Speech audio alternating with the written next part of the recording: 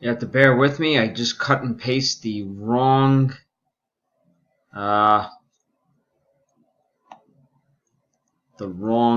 cut and paste from the mini instead of the main. So just bear with me while I go through all this. You guys are just gonna have to bear with me and watch it.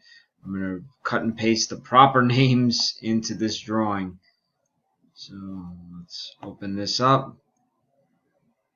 Usually I have it ready, but I was talking to somebody at the same time as putting this together, and I just recut and paste from the final mini instead of the main. So let's remove these. Let's put in 31 names, okay? There they are. This is the main for the Tales of Suspense 3, so it should have the 31 names that are in the main. So I apologize for that. Alright.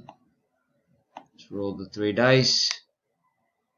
Number is 10. I'm going to randomize 10 times. Name at the top of the list will get the slab. I will try my best to actually get it out in today's mail. Worst case, it will be Monday. I usually don't have time on the weekends. That's 1, 2, 3, 4, 5, 6, 7, 8, 9, and here is the final one, 10, spot 9, Charles Francis. Congratulations. Time is 11:58.